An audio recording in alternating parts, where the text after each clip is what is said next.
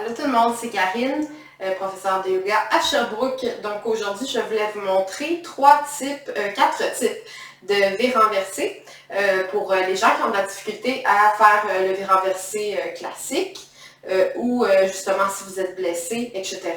Il y a d'autres V renversés. Donc je vous montre déjà le classique pour que vous sachiez de quoi je parle. Donc V inversé ou V renversé comme ça ici. Si vous êtes quelqu'un qui a de la difficulté à faire celui-ci, il y a d'autres variations qu'on peut aller chercher à la place. Donc, dépendamment des stades de notre vie, dépendamment de si on est blessé, etc.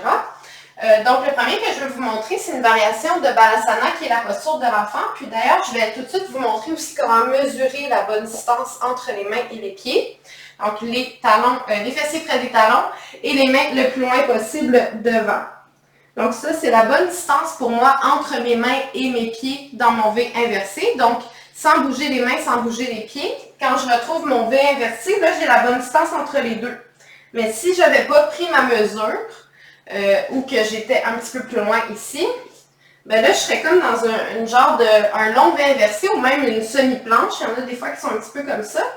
Puis là, quand on prend notre mesure, ben là, on peut voir, oups, là, mes mains étaient trop loin, donc mon V inversé était trop grand. Puis il y a l'inverse aussi qui est possible. Ça se peut des fois des gens qui sont un petit peu trop rapetissés. Puis là, quand on s'en va en Balasana, ben là, on se rend compte qu'on peut amener les mains plus loin devant. Donc, pour revenir au V inversé, le premier que je vais vous montrer est une variation de Balasana qui ressemble un petit peu aussi au Shio. Donc, simplement, on est sur les genoux et on laisse aller les mains loin devant. Donc là, ça se peut aussi, même ça serait notre cinquième type. Le premier serait ici à quatre appuis, les épaules au-dessus des poignets et les genoux en dessous des hanches. Donc à quatre appuis. Et si c'est possible, j'essaie d'aller un petit peu plus loin devant et de me laisser aller un petit peu plus comme ça ici. Donc, on est comme dans un entre-deux entre Balasana et le Shio. Donc, Balasana, c'est celle que j'ai montrée tantôt. Le Shio, c'est quand on laisse aller la poitrine au sol. Là, c'est pas ce qu'on veut faire. On veut retrouver une variation du V inversé. Donc, on pousse un petit peu plus activement dans les mains. On libère le haut du dos. Donc, on crée de l'espace entre les deux omoplates et on pousse les mains. Et on laisse aller la tête un petit peu plus vers les bras. Donc, ça, c'est notre deuxième type. Donc, premier, quatre appuis. Si on voit que ça va bien, un petit peu plus loin devant, laisse aller les mains devant.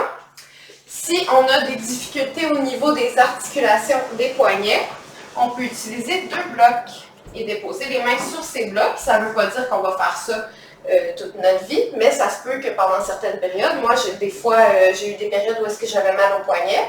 À ce moment-là, je trouvais d'autres alternatives. Donc, les mains sur les blocs. Même chose, on prend sa mesure. Et ensuite, V inversé. Donc ça, c'est une autre belle variation du V inversé avec les mains sur les blocs. On libère de l'espace, on libère de la pesanteur sur les poignets. Et alors, c'est meilleur pour ça ici. Une autre variation qu'on peut aller chercher, c'est le dauphin. Donc si avec les blocs, c'est pas suffisant, on a encore des tensions, on a encore de la difficulté, on peut aller sur les avant-bras pour vraiment libérer la pression sur les poignets. Donc, même chose, je prends ma mesure, les avant-bras, largeur des épaules, je retrousse les orteils et je pousse. Puis là, avec mes avant-bras, je pousse pour laisser la tête aller vers l'arrière du tapis.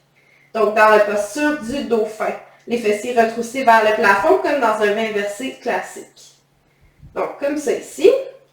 Et la dernière variation que je veux vous montrer, c'est si on a des difficultés avec le talon d'Achille, avec justement l'arrière des jambes, les chevilles, etc. C'est la même chose qu'avec les mains. On dépose deux blocs à l'arrière du tapis et on va aller déposer nos pieds sur les blocs pour... les blocs, dans le fond, ils vont vraiment alléger la posture, peu importe où on les utilise. Donc, à l'avant, en dessous des mains, on allège les poignets et en dessous des pieds, on allège le bas du corps. Ça peut être un petit peu particulier aussi la première fois qu'on va sur des blocs parce qu'on n'est pas habitué. Mais quand on s'habitue, c'est une bonne alternative au V inversé classique quand on en a besoin. Donc les pieds, largeur des hanches. Et on pousse les fessiers vers le plafond. Et là, on peut observer la différence avec un V inversé classique. Donc là, un petit peu plus de légèreté, encore une fois, comme je l'ai dit, que si j'avais mes blocs ici. Là, il y a comme plus de lourdeur dans le corps, tandis que je ne sais pas pourquoi avec les blocs, ça allège. Donc voilà, c'était les différents types de V inversés que je voulais vous montrer. Je vais vous les montrer une dernière fois parce que j'en ai ajouté un. Donc une bonne alternative, c'est la posture de la table, un grand classique. Ensuite, la variation de Balasana qui me fait un petit peu penser à un chiot. Mais on ne laisse pas fondre la poitrine, on fait juste s'en aller un petit peu comme en inclinaison ici. Ensuite, on a les poignets. On allège les poignets ici. Deuxième chose pour alléger les poignets, le dos fin. Donc, les avant-bras au sol. Pouce, pouce, pouce. Et dernière, les pieds avec les blocs en dessous pour alléger l'arrière du corps. Comme ça ici. Et voilà.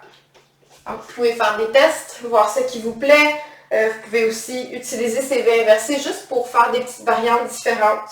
C'est pas obligé de devenir votre quotidien, ça peut devenir juste une expérience pour voir le avant-après, comment je me sens dans mon corps quand j'essaie une ou l'autre des variations. Donc j'espère que ça vous a plu, que ça vous a aidé. Vous pouvez mettre un petit pouce bleu si vous avez apprécié cette vidéo. Il y a des liens sous la barre de description si vous voulez me joindre pour avoir des cours vidéo, pour suivre des cours à Sherbrooke, si vous êtes à Sherbrooke ou Québec, etc., etc. Donc merci beaucoup, passez une belle journée. Namasté.